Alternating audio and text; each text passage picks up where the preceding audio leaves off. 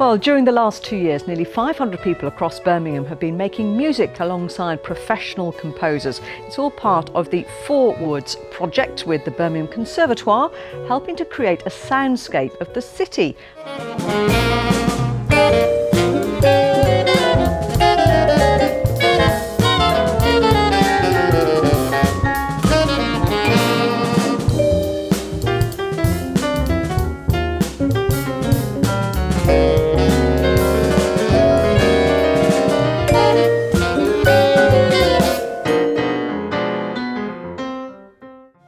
Well, I saw the first stage of the project through working with Bobbie in a Masters, where she did the pilot project. So I got a little taster of that project, and I supervised how that developed to a certain degree. But this project was a whole new sort of scale.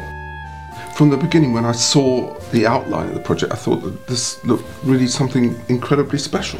You know, very innovative, never done before, I think, and it did a lot of things for the Conservatoire. I think, you know, obviously the composition element, also getting out into those communities and showing that the Conservatoire should and could be part of the city.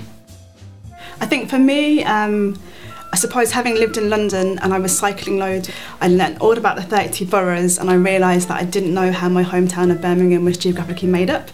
And then seeing a map of Birmingham and learning about the 40 wards, that was like the catalyst for me wanting to explore musically the geography of Birmingham and involving communities and other composers.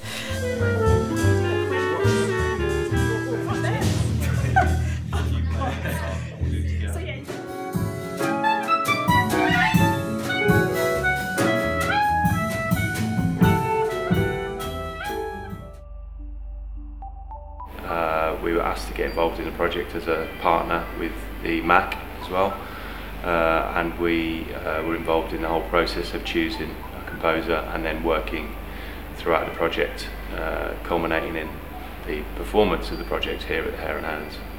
Selecting the composer was really good fun. It was a real challenge. So we spent an afternoon interviewing people, many of them who I knew through the Birmingham music scene, and they all had something different to offer. But we went with Grandmaster Gareth in the end because we felt like he slightly edged it overall.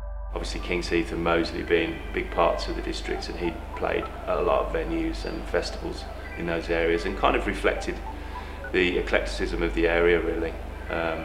So we were really happy with him. Oh. It's getting bigger, Kieran. The movement of the water is... We're very different composers for the two districts that we work within. So Justin for Hodge Hill, Chris Pøgman for Sutton Coalfield, but you know, really happy with what we developed in both of those districts. But I think the interesting thing about the selection for Justin Broadrick, in my understanding, he actually came from the ward that he worked within.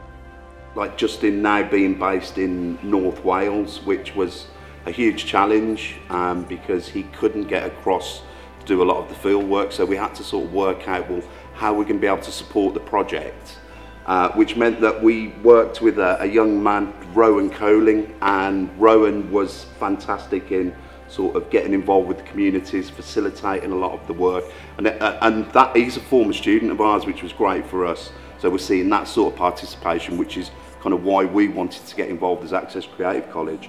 But just kind of seeing him grow, really working, because he'd never done anything like this before. So he's kind of working with communities, gathering sounds, and then watching him develop as a person.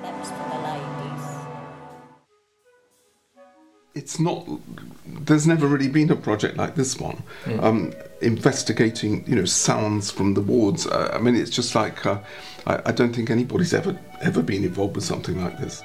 The way that you went really into the communities, how the connections were really strong, and nothing was surface. You know, it was all about sort of really bridging connections, creating pieces, not just you going in and spending a few days, but really going through an immersive period of time, so that the results are really through really close collaboration between the artists and the communities. Well, you certainly made an impression, because I went and heard the carillon a couple of months after you'd been there, and they were really excited that a piece had been written, you know, for the carillon, and so they're still talking about it.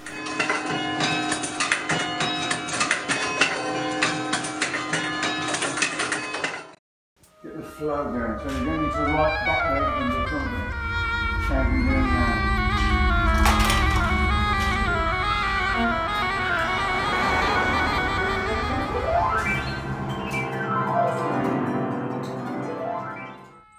I haven't worked on this sort of thing before.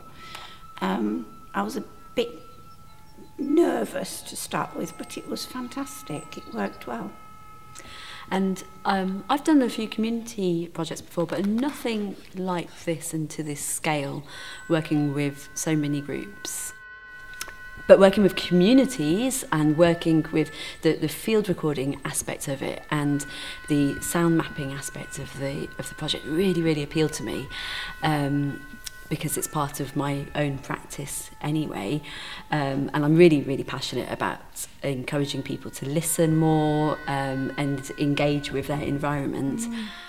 And then obviously I met you, Ruby. Yes, I had a telephone call to say that Annie was looking for a place in Yardley, ideas of where to go to find different sounds. Would I be able to help or find somebody who could? And I thought, find somebody? No, I'm going. And I was so grateful to have you, Ruby, because thank you. well, I learned so much about the area, and I think that's what was so strong about this project, was the fact that you were working with people that knew about the area. It wasn't just about me coming in as a stranger and saying, oh, that sounds nice, or I think that's interesting. It was about what sounds mean to the community.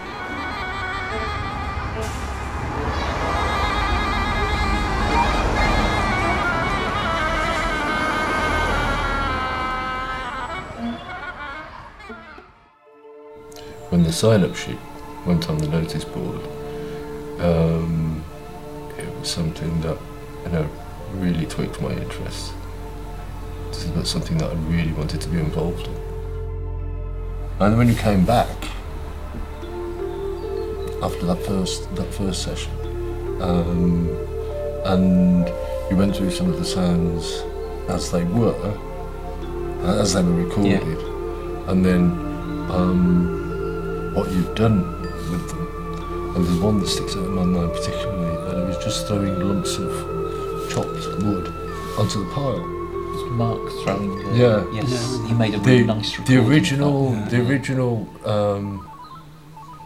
sequence of sound had the basics of a rhythm in there. Yeah. And I had that squeaky wheelbarrow that then turned into a cello. Yeah. Yeah, baby.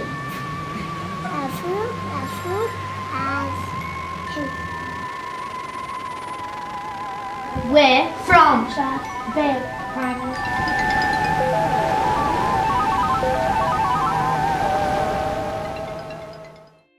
And I think creativity is really good for your mental health. We do create a lot of nice things in the garden with art and stuff. But this was a different challenge, and I just thought it'd be really good for the volunteers. When we came, we were kind of pretty bowled over just by the place and the volunteers. This is before we'd even come for the workshop, and we thought we should be quite respectful to the place, i.e. not approach it trying to make some big musical statement, but we should really let the music grow from the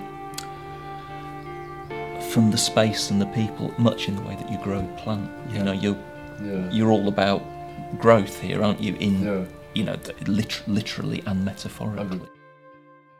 It's brighter than you could ever know. A first listen of his vocals for 11-year-old Emmanuel from Aston in Birmingham. Basically, I still can't believe that's my voice, because like I've never actually heard my voice recorded before. Sitting alongside Grammy award-winning music producer Simon Duggal, who's put the music together. It's gonna be a beautiful night. When I was asked to do this project, I was a little bit apprehensive to start with. Many years ago, early on in my career, I'd done workshops with young kids, but it wasn't really a structured, formal kind of workshop. And also coming into an environment that is an environment that I'm not used to being in, you know, and meeting all of new people for the first time. I might have hidden it well, but I was slightly nervous. No, it was a new experience for everybody at Vale because we hadn't been involved in any project like it before. So when I sold it to everybody and tried to get everybody involved, I think people were a little bit apprehensive just because it was something new and we hadn't done it before. But as it turned out really well. Yeah, I think it was a very interesting project and I was delighted to be involved with it and to the different input from all the different people and from all the different communities. Yeah. I mean, the whole notion of there being a sound map representing different parts of Birmingham. An interesting part for me was that as part of the field recordings, we recorded conversations with all of you, which I found really interesting. You know, about your life stories, about where you worked and your families, and how you ended up in Birmingham if you weren't from Birmingham.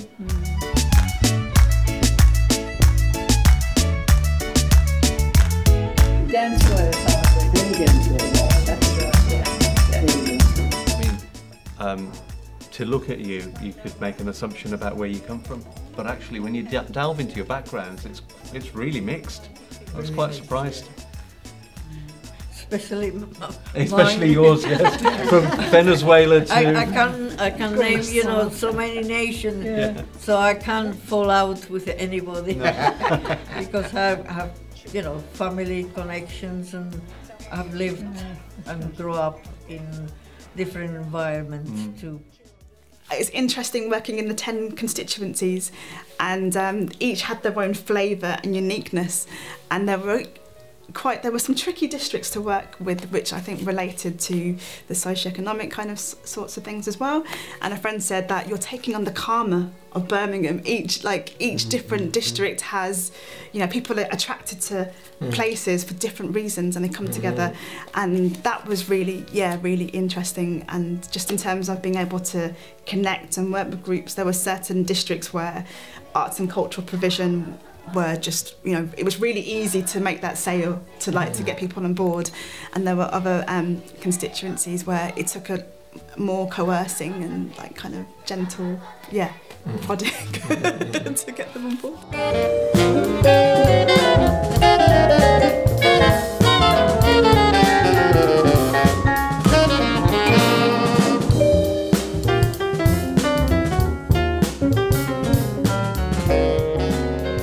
The first time we all met might have been at the history group meeting in the other room. Yes. And do you remember we had the map? I did my little play on the sax. Do you remember? Yes. Yeah. Did you bring your saxophone? I did bring my saxophone, yeah. And we had a big printouts of everyone had their maps, and we tried to see which plot points, which places in Aston specifically meant a lot to different people. That's right. Yeah, you all got history in Birmingham, all grew up in Birmingham, so I have a lot. And that was what was great actually about that coach trips, when we went out for the rambles. Getting all these stories about, that place that we've just passed and that place, that was really vital to getting a kind of picture of what the music would look like. And I think what was nice there was because something everybody had the opportunity to talk about the kind of music they actually like, and it was interesting to see the diversity of musical taste and the fact that a few of those people have been musicians themselves and we didn't even know that. So it brought out the journey towards the actual music that was composed was actually kind of a good one as well. Enlightening. Yeah, enlightening. We had our maps, we decided where we were going to go. We got all the information in terms of the stories as we were, walking around and driving around. And then those field recordings that we did when we had these devices going around, clicking the red button and stuff, the planes and the motorways, all that fed directly into the music that happened.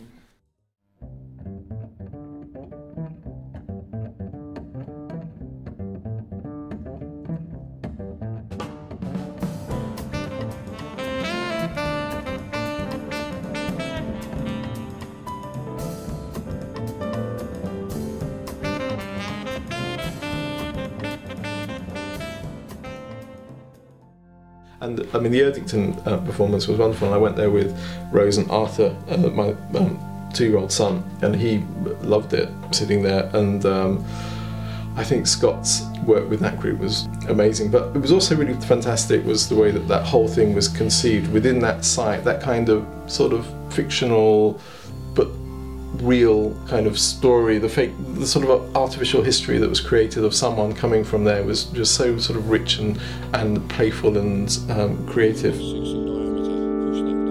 Any factories. Another steel tube became a well. She slept in this area. They dug a hole. And because I used to work night shifts there. 15 inches diameter.